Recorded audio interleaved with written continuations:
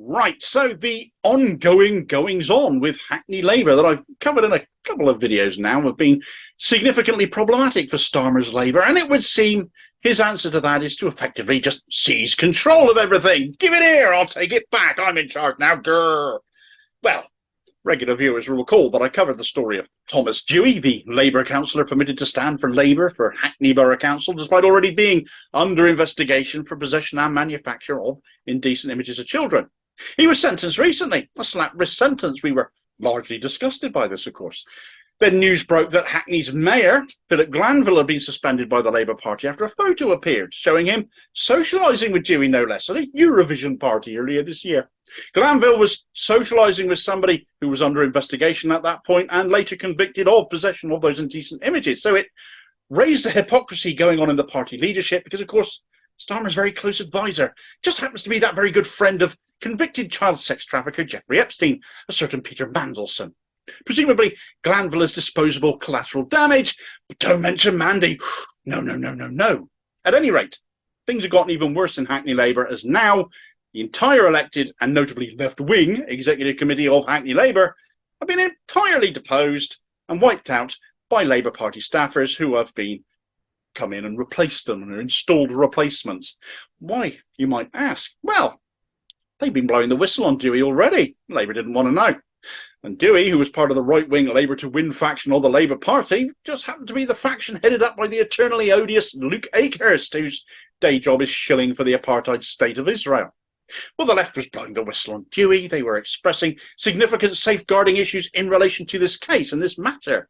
And in the last several days, they've been demanding Philip Glanville quit as mayor instead of temporarily stepping aside as he has done in light of his suspension. There's no mayoral election in Hackney until 2026.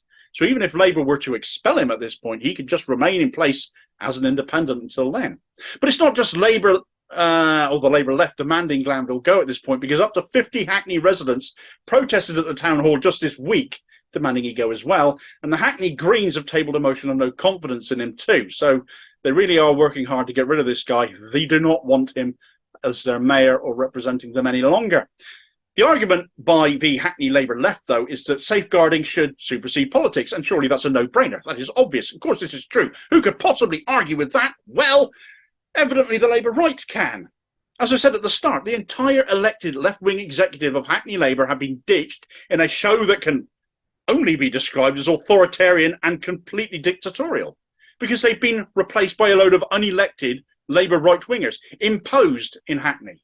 Now, I've covered numerous examples of right-wingers abusing democratic structures to get their way within the Labour Party, but here, democracy just got binned, just got sidelined, shoved aside. They've been installed, and that is completely undemocratic. But even worse than that, all the people installed also happen to be from Labour to Win, the very same faction that put Thomas Dewey up for selection and subsequently election, who they counted amongst their ranks.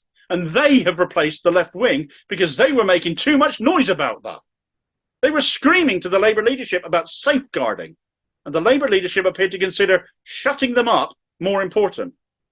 However, the reason given for this is over boundary issues again. Now, I've spoken about the boundary issues, or the way that the Labour right, Starmer's faction, have weaponised this in other areas of the country. Currently, it is their favourite thing to weaponise against the left in order to get their own way and get rid of candidates they don't want anymore. Certainly left-wing MPs they really don't want anymore. So this does throw another reason into the mix to have seen this happen, though. Although the timing of it really does make it look like it's just a blatant case of gagging those calling for greater safeguarding in light of the crimes of their former councillor. But there's also the issue of Hackney's MP in all of this, the still suspended and very much left-wing Diane Abbott. And having a right-wing CLP executive does not bode well for Diane Abbott's reselection, does it? Though the optics of seeing the first black woman MP ditched in favour of a Starmerite drone come the next election would, well, be rather offensive to say the least, but wouldn't exactly be much of a surprise. The thing is, it's still an abuse to impose a new executive here, even based on Labour's own rules relating to boundary changes. Because under the arrangements introduced by Labour to manage these boundary changes, only CLPs affected by a greater than 15% change require a new executive going into the next election. And this is not the case in Hackney. So if Abbott is the real target, Labour are abusing their own rules, their own agreed boundary change arrangements to do that. If shutting up those talking about their concerns in relation to safeguarding are the real targets, then clearly kids aren't safe with this Labour administration in charge, since they clearly don't care about them.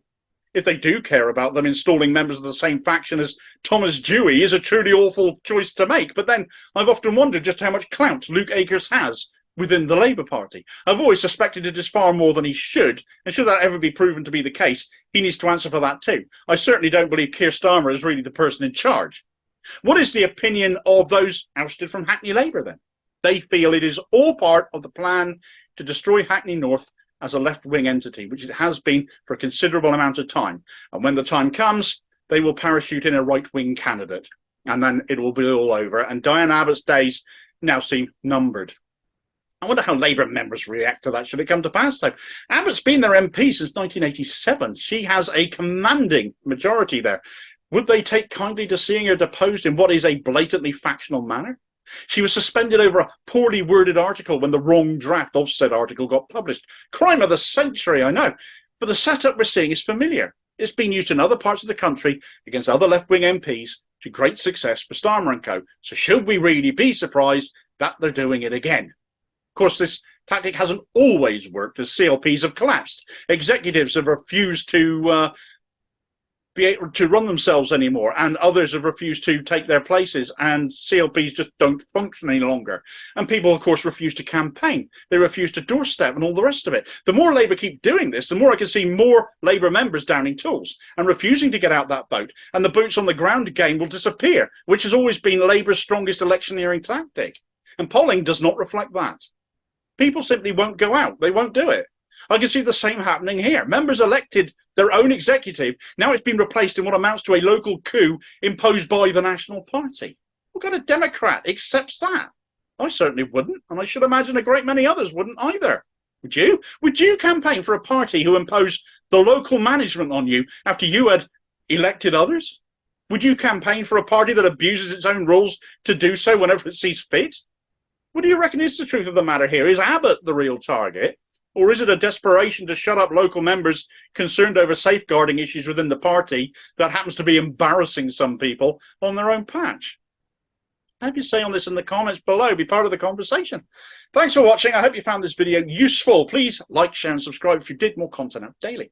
Meanwhile, here's a video recommendation where Diane Abbott's horribly worded letter was just that, badly worded. But the response soon unveiled Labour's hierarchy of racism again, as recorded in the Ford report. And indeed, Martin Ford himself defended Abbott over this story. Not that that means anything to Starmer and his faction, and I'll hopefully catch you on the next vid. Cheers, folks.